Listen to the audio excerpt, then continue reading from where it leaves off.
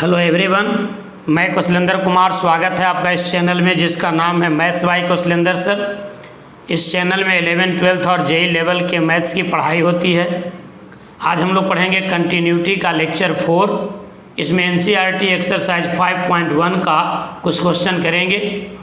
लेकिन यदि आप पहली बार चैनल में जुड़े हैं तो चैनल को सब्सक्राइब कर लीजिए और वीडियो को लाइक भी कीजिए। Please subscribe the channel and like the video. Lecture 3 में हम लोग एक्सरसाइज 5.1 का क्वेश्चन नंबर 1 to 6 बता चुके हैं। आप प्लेलिस्ट में जाकर उसको देख सकते हैं। तो आज हम लोग शुरुआत करेंगे एनसीईआरटी एक्सरसाइज 5.4 का क्वेश्चन नंबर 7 से। क्वेश्चन नंबर 7 देखिए। क्वेश्चन नंबर 7 है f(x) बराबर mod x plus 3 when x is less and equals to -3 and -2x when x lies between -3 and +3 and f(x) is equals to 6x plus 2 when x is greater than equals to 3। तो यहाँ ध्यान देने वाली बात है कि हम किस पॉइंट पर कंटिन्यूटी चेक करेंगे। तो ध्यान दीजिएगा, जिससे बड़ा, छोटा और बराबर पर फंक्शन का मान चेंज करे उस पॉइंट पर कंटिन्यूटी चेक करना होगा। आप यहाँ देख रहे हैं कि -3 से छोटा और बराबर के लिए ये है फंक्शन और उससे बड़ा के लिए फंक्शन ये है। फिर 3 से छोटा के लिए फंक्शन ये है और 3 से बड़ा और बराबर के लिए फंक्शन ये है। यानी यहाँ पर 2 पॉइंट ऐसा मिल रहा है जहाँ पर फंक्शन का मान चेंज कर रहा है। यानी यहाँ पर कंटिन्यूटी 2 पॉइंट पर चेक होगा। तो पहले हम लोग चेक करेंगे continuity at x is equals to -3। Continuity at x is equals to -3 हम बता चुके हैं कि किसी फंक्शन की कंटिन्यूटी चेक करना हो x बराबर a पर तो पहले आप f ऑफ a निकालिए, फिर limit x tends to a f of x निकालिए। और यदि फंक्शनल वैल्यू और लिमिटिंग वैल्यू एक दूसरे के बराबर हो जाए तो फंक्शन कंटिन्यूअस होगा। ये थ्योरी हम बता चुके हैं। तो x बराबर -3 पर हम कंटिन्यूटी चेक करते हैं। तो हम पहले निकालेंगे f ऑफ -3। तो f ऑफ -3 का मतलब क्या हो गया? तो हम पहले फंक्शन का मान ढूंढेंगे जब x -3 के बराबर है। तो ये है mod x प्लस 3। तो यहाँ पर से f ऑफ -3 निकालना आसान हो जाएगा। x के जगह पर रख देंगे -3, mod के बाहर प्लस निकलेगा यानी ये वैल्यू हो जाएगा 6। यानी f of -3 is equals to हो गया 6। अब निकालेंगे limit x tends to -3 f of x। तो आप देख रहे हैं कि -3 से बड़ा और छोटा में फंक्शन अलग अलग हो रहा है। यानी यहाँ पर हमको लेफ्ट हैंड लिमिट और राइट हैंड लिमिट की ओर जाना होगा। लेफ्ट हैंड लिमिट और राइट हैंड लिमिट की ओर जाएंगे।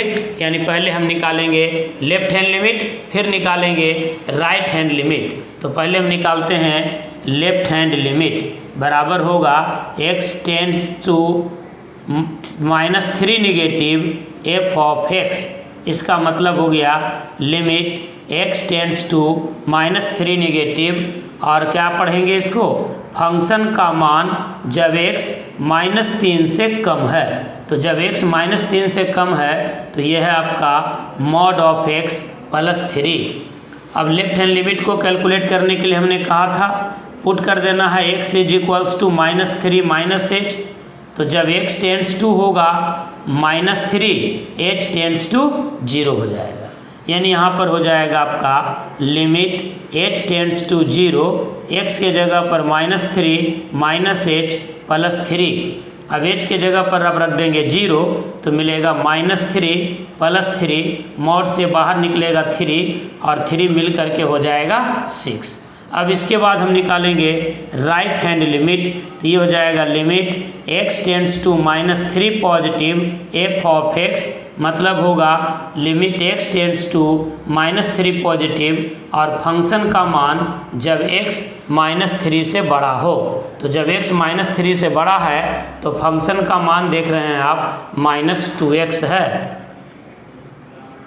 -2x है यानी x का वैल्यू हम रख देंगे यहाँ पर -3। तो -2 × -3 यानी +6।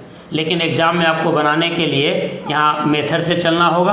क्या कर देंगे, पुट कर देंगे x is equals to -3 + h। ध्यान दीजिएगा, नहीं तो मार्क्स नहीं मिल पाएगा।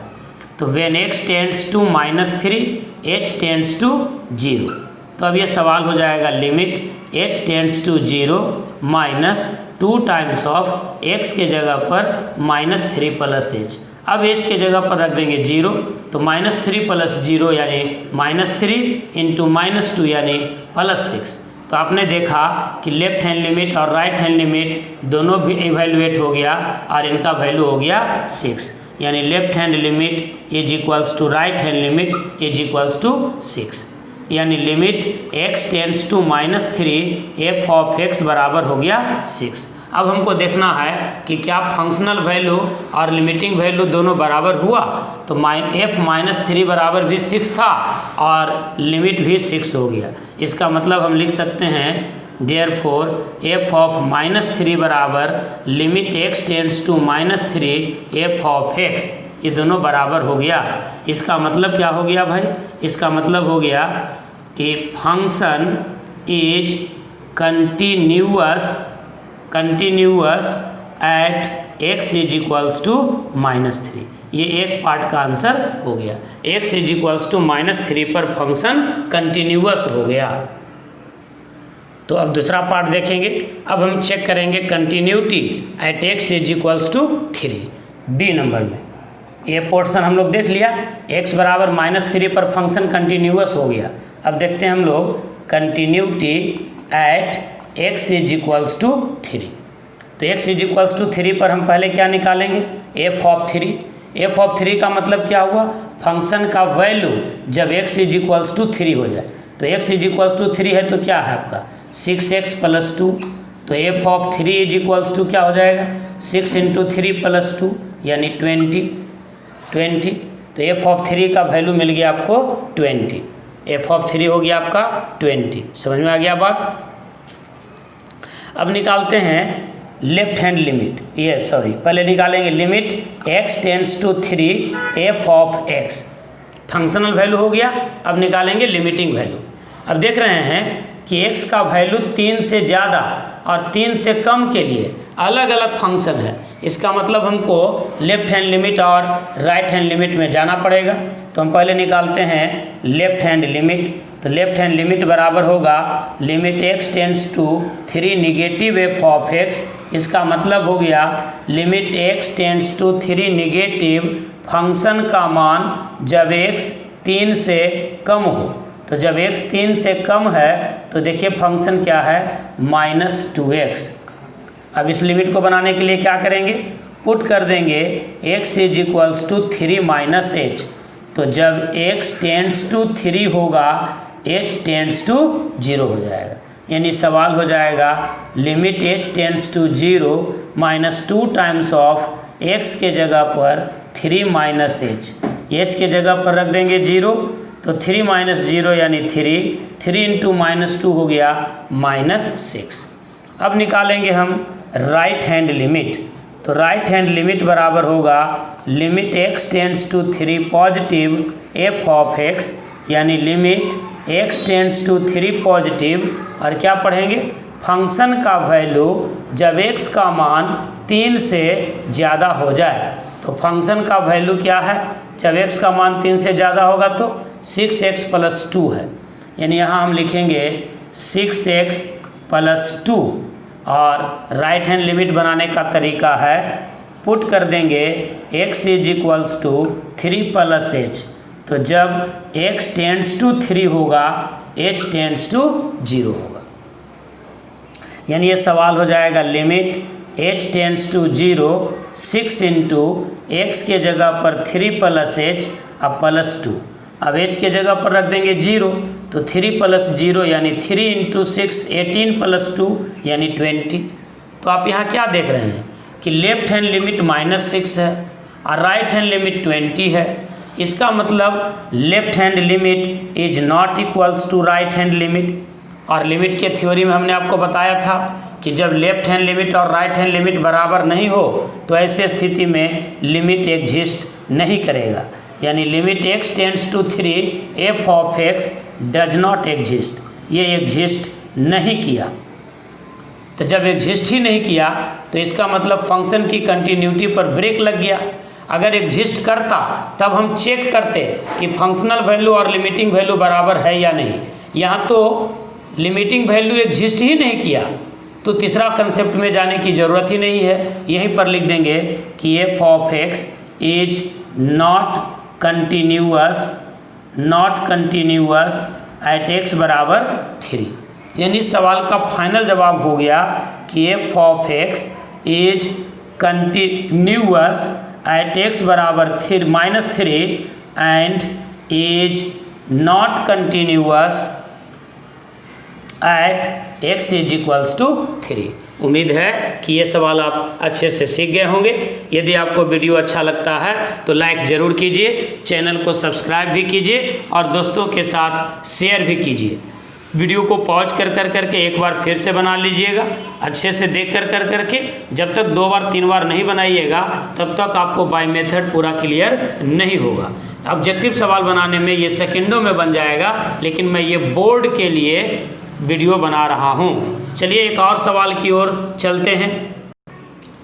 क्वेश्चन नंबर 8 देखिए, एनसीईआरटी एक्सरसाइज 5.1 का ही क्वेश्चन है 8 नंबर। एफ ऑफ एक्स बराबर है mod of X upon X when X is not equals to 0 and 0 when X is equals to 0। इसका मतलब इस फंक्शन की कंटिन्यूटी हमको चेक करना होगा x बराबर 0 पर। यानी हम चेक करेंगे continuity at x is equals to 0। तो हम पहले क्या निकालेंगे? पहले निकालेंगे एफ ऑफ 0। तो एफ ऑफ 0 का मतलब हुआ फंक्शन का वैल्यू जब x 0 के बराबर हो जाए यानी 0। फिर क्या निकालेंगे? Limit x tends to 0 F of x, यानी limit x tends to 0 F X का मान जब x 0 के बराबर नहीं है। तो जब x 0 के बराबर नहीं है तो ये हो गया मॉड x बाई एक्स। अब आप देखिए यहाँ पर डिसीजन लेना होगा कि क्या हम डायरेक्ट लिमिट सोल्व करेंगे। तो यहाँ पर डायरेक्ट लिमिट सोल्व नहीं होगा।